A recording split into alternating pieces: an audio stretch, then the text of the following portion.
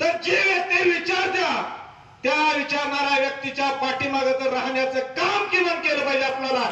त्याशिवाय आपल्याला इथून पुढे पर्यायच राहणार नाही. समोर येऊन जरी भांडायची हिंमत नसेल तरी त्यांनी ज्या पद्धतीने सांगतील त्या पद्धतीने मात्र आपल्याला त्यांच्याशी संघर्ष राहावा लागणार आहे. साध्या साध्या गोष्टी त्यांनी सांगणार आहे. उसाला तोड दिली तर पाणी सोडायचं आणि थांबायचं आहे, काही करायचं नाही. कोण उसाला गडबड करायला, कोण काय सांगायला तर काही ऐकायचं नाही. किरकोळ कुठे तर तुटपुंजावरती ऊस नेऊन हे लोक कारखाना अजिबात चालवू शकत नाही. साध्या गोष्टी सांगतो तुम्हाला. एक कारखाना किमान वर्षाला एक कारखान्याचा चेअरमन थोडेफार आकडेवारी कमी जास्त असू शकते, किमान 40 कोटीच्या आसपास चेअरमन सहज नफा मिळवतोय आणि त्याला 40 कोटी रुपये त्याच वेळेला मिळणार आहे तुमच्या रानातला ऊस तोडून नेला तरच.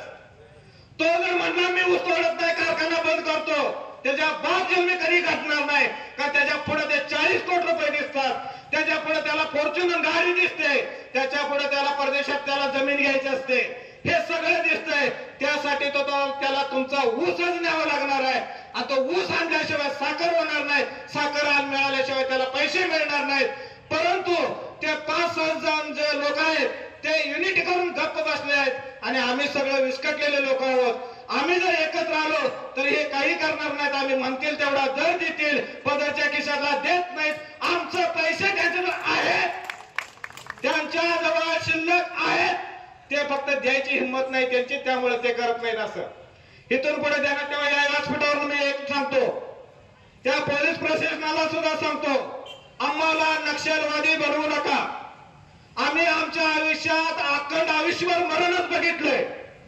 जर समाजाच्या चळवळीसाठी, जर या दरासाठी कुठेतरी आम्हाला जर आमचं देहदान करावं लागलं तरी ह्या चालू वर्षी करणारच. काही वाटत देऊ दे. वाहतूकदारांनी सुद्धा एक विनंती आहे, ध्यानात घ्या. या शिरोळ गावामधला शेतकरी 5 किलोमीटर मध्ये असताना सुद्धा 100 किलोमीटरची वाहतूक देतोय. जगात कोणी करत नाही असं. 5 किलोमीटरवर कारखाना असताना सुद्धा 100 किलोमीटरची वाहतूक देतोय. जर वाहतूकदार मित्रांनो तुम्हाला 5 किलोमीटरचा दर दिला आणि 100 किलोमीटरचा ऊस आणता म्हटलं तर जाशील काय तुम्ही कोणी जाणार नाही सा. तसं आमचं सुद्धा हक्काचं घामाचं आम्ही लढाई लढतोय. आम्हाला तुम्हाला त्रास द्यायचा अजिबात इच्छा नाही. पण आमच्या जर का मुळावर उठणार चिला तर त्याचं भोग मात्र तुम्हाला भोगावं लागणार. पोलीस प्रशासन आम्हाला काय करणार, काय झालं केसेस घालतील, आत टाकतील, एवढंच होय. आम्ही मरायलाच तयार आहे. किती वर्ष मला जगायचं अशाच पद्धतीनं. स्वतःच्या लेकराला दिवाळीचा सण साजरा करायला पैसे नाही त्या कारखानदारांनी दिले नाही.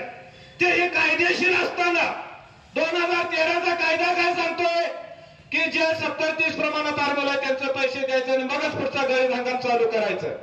हे दिलं नाही त्या कारखानदारांनी. त्यांच्यावरती गुन्हे दाखल करायला तुम्ही कमी पडला. आम्ही ते शब्द वापरू नये का कमी पडला ते, पण तुम्ही कमी पडला म्हणून आम्ही नक्षलवादी होणार आहे. अशाच अपडेटसाठी SP न्यूज चॅनलला लाईक करा, शेअर करा आणि सबस्क्राईब करा.